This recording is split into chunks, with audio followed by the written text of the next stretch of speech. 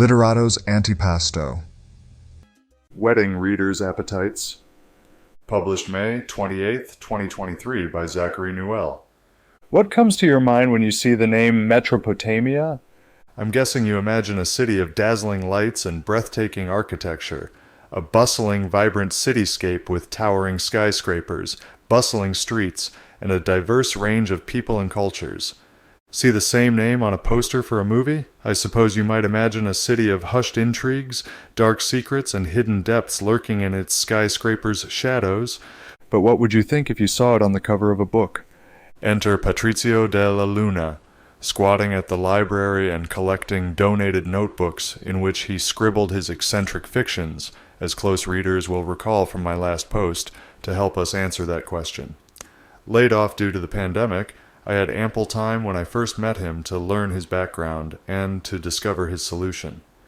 We strolled through Loring Park in downtown Minneapolis while we talked of the historic misfortunes that have visited the city this millennium, beginning with the 2007 collapse of a highway bridge.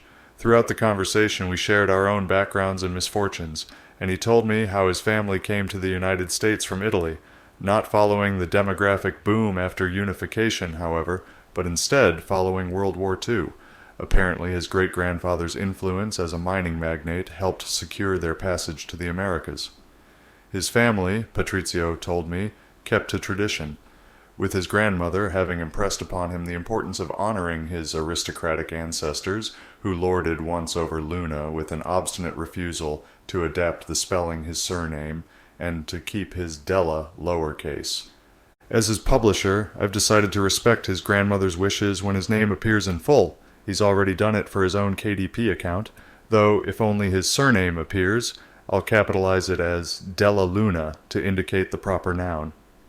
On that stroll, too, I learned of his aspirations. Out of work, then, I told Patrizio how in my now ample free time I'd pivoted toward publishing literature through Diaphora Books, a subsidiary of Diaphora Company. In partnership with a friend who had the ISBNs to operate a legitimate press, and the generosity to help Diaphora Books do the same. When Patrizio heard me, he gasped. He told me how he wants to leave an indelible mark on the literary world with his magnum opus, something that guarantees he'll be remembered as the greatest English-language novelist of the 21st century for writing, if the United States should collapse, as presumed, the last great American novel, even a eulogy for human civilization, should the need arise. All right, sure, I probably thought, until he used my old notebooks to write Metropotamia, Book 1 of 10, published in 2020, centered on the same bridge collapse we discussed on our stroll through the park. For Mallory Swanberg, the aspiring photographer who chances to capture it, witnessing the disaster proves life-changing, but the perverse luck of seeing it leaves her uncertain of her own fragmented identity. Among the changes this brings to her life is a deepening relationship with her boyfriend, Jack Rollins, a troubled young painter who sees his commitment to the arts as a duty that persists even in the face of Armageddon, though that uncompromising perspective brings him into various conflicts with his contemporaries. I must admit, I already felt impressed when he passed me the draft for Book 1 of 10 in autumn of 2020. Now, after reading Book 2 of 10, published in 2021, and Book 3 of 10, published in 2022, I wouldn't feel too shy about calling the series a literary masterpiece, showcasing an incredible talent for storytelling. Della Luna's vivid descriptions paint a rich and immersive picture of a young artist's life in the city, and his abilities to evoke emotions, to stimulate the senses, and to interrogate the human condition all attest to his exceptional skill as a novelist. The protagonist's journey through the vividly depicted early 2000s of the United States affords the narrative many chances to focus on character depth and emotional nuance in precise portrayals of the characters' struggles, conflicts, and inner turmoil. While the novels explore the complexities, challenges, and unique experiences of living in a metropolis, our city's peculiar blend of opportunities and struggles allow us to delve into the effects of class divides, cultural clashes, and the impact of urbanization on the diverse tapestry of individuals, communities, and social structures coexisting in the modern day. Throughout each novel, intriguing juxtapositions of urban and natural elements stage the frequent conflicts and occasional harmonies arising between the concrete structures of a city and the organic flow of life within it, and how their interactions shape them both. To that end, Della Luna embeds a peculiar cosmology into his literary realism that morphs the familiar into the surreal. Vibrant and mesmerizing, the narrative cultivates a psychedelic landscape of depth enough to transport readers into a faithful reproduction of the contemporary dystopia to which all Americans today would recognize themselves as native. I believe Della Luna shows himself particularly apt at depicting how that contemporary dystopia, a society that pretends itself bright and full of promise even when it crumbles before your eyes, produces a kind of cognitive dissonance in those who must operate within it.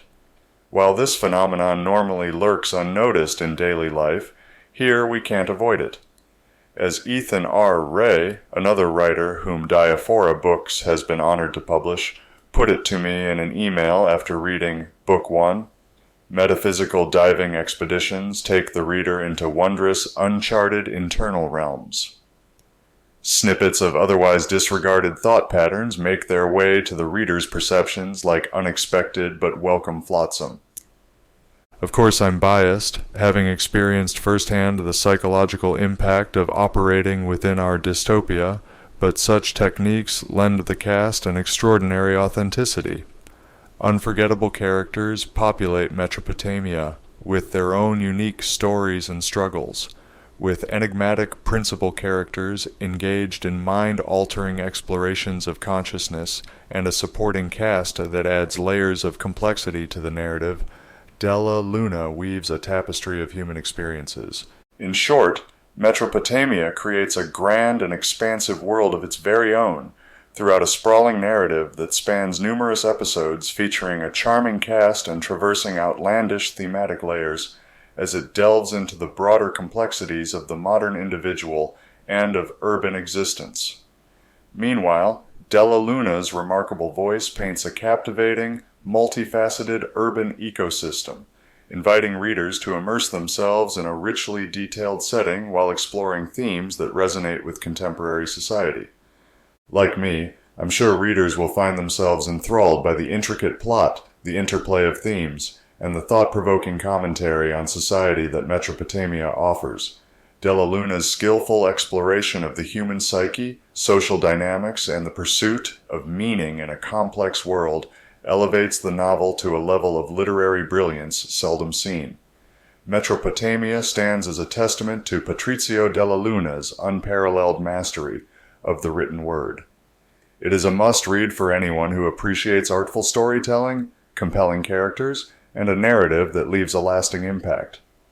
For all these reasons and more, I'm absolutely thrilled, as Diaphora Como's interim founder, to have seen Diaphora Books release Metropotamia these past 3 years, and thereby give readers the chance to experience the brilliance of Patrizio Della Luna's writing. My anticipation only grows as Diaphora Books prepares to collect the first 3 of these groundbreaking novels in Metropotamia, Volume 1, and I look forward to presenting them all here for subscribers in months to come.